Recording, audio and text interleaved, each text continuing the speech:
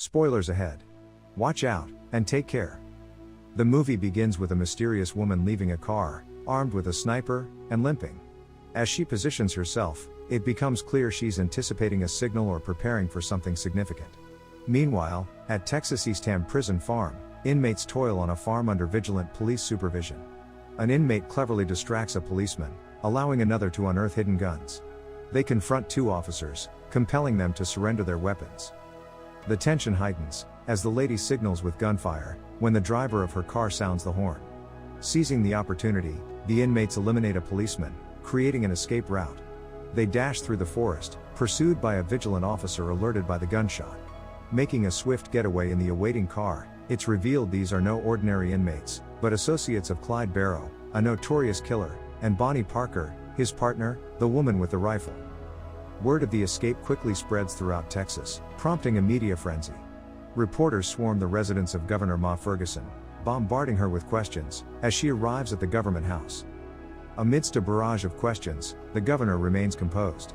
However, when confronted with a query about Bonnie and Clyde being heroes, akin to Robin Hood, she halts, offering a decisive response. Dismissing the notion, she points out that the legendary Robin Hood never took the life of an innocent civilian. Governor Ferguson convenes with a group of men to address the Bonnie and Clyde dilemma. The Texas Department of Corrections Chief, Lee, persuades her to enlist the help of a disbanded ranger, Frank. Despite initial hesitation, the governor relents, granting approval for Frank's involvement. Chief Lee, accompanied by an officer, visits Frank to inform him of the prison break and the 2-year rampage of Bonnie and Clyde. The governor supports Frank's pursuit, but rather than reinstating him as a ranger, she designates him a special highways assignment. In the midst of their discussion, Frank's wife, Gladys, arrives in her Ford car. Learning of the governor's offer of payment per month for Frank to track down the notorious duo, Gladys' mood sours. Dismissing Lee, she retreats into their home. As night falls, Frank, enjoying the outdoors and the radio, learns that Bonnie and Clyde have claimed more lives, including officers. Initially hesitant due to Gladys' concerns, she eventually permits his mission, offering him her Ford car, a packed sandwich, and a parting kiss. Frank embarks on his operation, stopping at Chief Lee's office for essential documents and his official badge, symbolizing the legal authority granted for the pursuit. In a quiet corner of the countryside, Maney, a former ranger and loyal companion of Frank, struggles with poverty, alongside his grandson. As life unfolds in their humble abode, fate intervenes when Frank, on his way to an important rendezvous, stops at a distance to reach out to Maney. Observing the hardships his old comrade faces, Frank decides to offer him an opportunity. Driving on, Frank makes his way to a gun shop, a necessary pit stop for the impending operation. The gun seller, taken aback by the quantity and potency of the weapons Frank intends to purchase, can't help but inquire about the purpose behind such an arsenal. With a brief smile, Frank shares only the essential details, leaving an air of mystery. Maney, seated on a bench nearby, catches Frank's attention. Surprised to see his former comrade, Frank wonders aloud how Maney recognized him. Maney, with a wry grin, explains that Frank's suited attire initially led him to believe it was a bank visit, but the shoddy driving quickly dispelled that notion. Acknowledging the camaraderie that once defined their ranger days, Frank extends an invitation to join him on the mission. In the gubernatorial realm, the stakes intensify as the governor instructs her son to track down Bonnie and Clyde, ahead of Frank and Maney. Fueling the pursuit, she raises taxes to bolster law enforcement, after disbanding the Rangers, determined to create a formidable force that cannot afford to fail. Undeterred, Frank and Maney embark on their journey to Dallas, Texas, the suspected haven of Bonnie and Clyde. Arriving in the bustling city, they strategically park their car, selecting a hidden vantage point overlooking Bonnie's mother's house. Utilizing FBI wiretaps, Frank discovers the duo's plans to deliver a rabbit to Bonnie's mom. Observing a clandestine exchange at the house, a man tosses a bottle over the fence, triggering a swift response from inside. The detectives chase a young teenager who retrieves the thrown bottle, but find themselves unsuccessful in apprehending him. As they sit on a log beside the fence, FBI detectives approach Frank and Maney, seeking insights into Bonnie and Clyde's potential whereabouts. Frank, drawing from his experience, asserts that outlaws often return home. However, the detective disagrees, believing Clyde is headed to Brownsville. Seeking local assistance, they meet Sheriff Smoot Schmidt, the sheriff in charge of West Dallas. They implore him for support, asking for information about individuals close to Bonnie and Clyde. The sheriff introduces them to his deputy, Ted Hinton, who grew up with the notorious pair and served them. Ted is touted as someone who can identify the two criminals on sight. In their pursuit, Frank and Maney explore a clearing in the forest, suspected of being a campsite. Maney attempts target practice on a no trespassing sign, but misses every shot. Undeterred, Frank takes aim with a powerful rifle, and successfully hits the target, signaling the gravity of their mission and the challenges they are about to face. As the sun rises on a new day, an old farmer finishing his milking routine witnesses a horrifying scene: Bonnie and Clyde ruthlessly gunning down two police officers. The shock is palpable, causing the farmer to fumble and drop his milk bowl in disbelief. Word of the incident reaches Frank and Maney, prompting them to join forces with Ted and investigate. Upon reaching the crime scene, they meticulously examine the bodies and the surroundings. The trail leads them out of West Dallas and into Oklahoma, where they make a pit stop to refuel their car. Frank, in his relentless pursuit, questions a fuel attendant about the fugitive couple's whereabouts.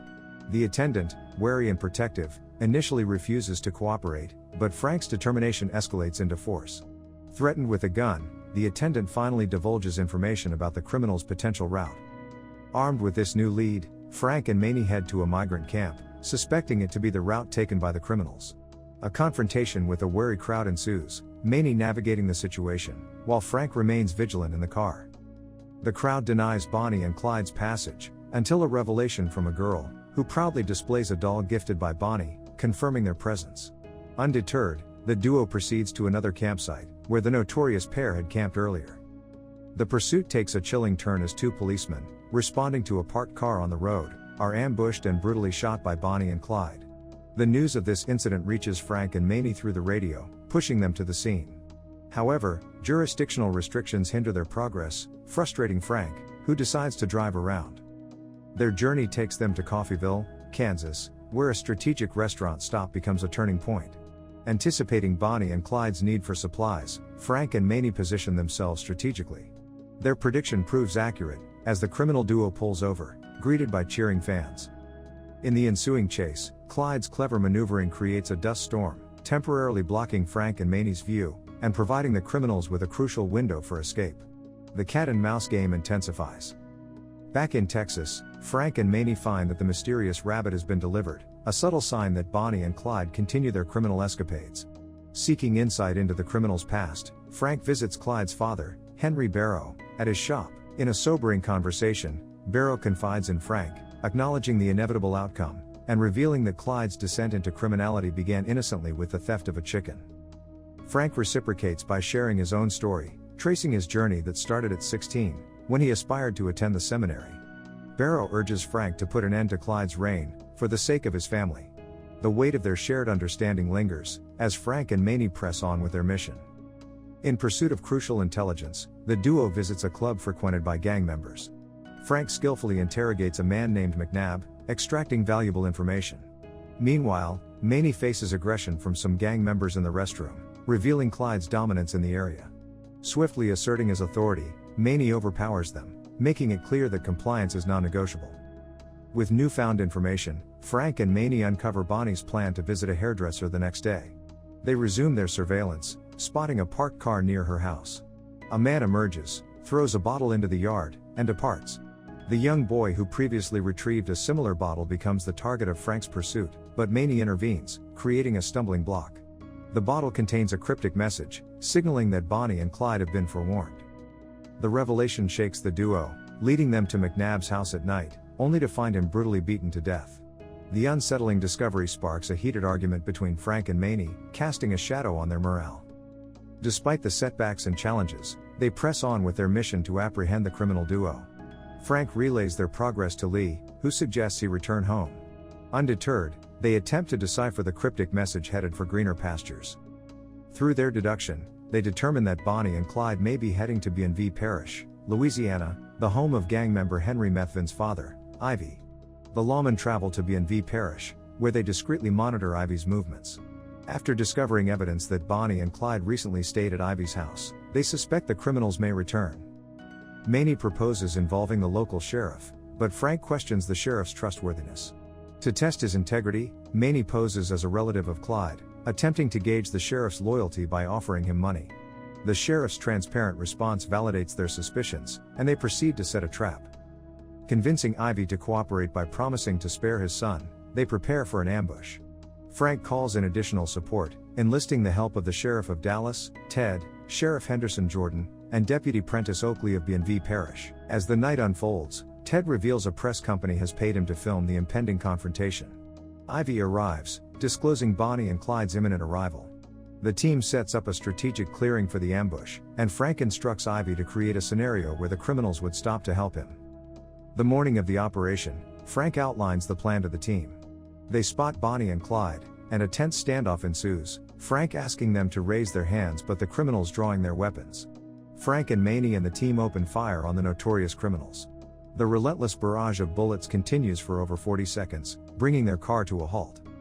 In the aftermath, it concludes with Bonnie and Clyde's lifeless car being towed into the city. A somber scene unfolds, with a crowd of onlookers reacting in various ways. Frank, rejecting an offer to speak to the Associated Press for $1,000, drives home with Maney. The end. Thank you for watching. Subscribe if you'd like to see more videos like this. Turn on the notifications, and leave a like to help the channel out.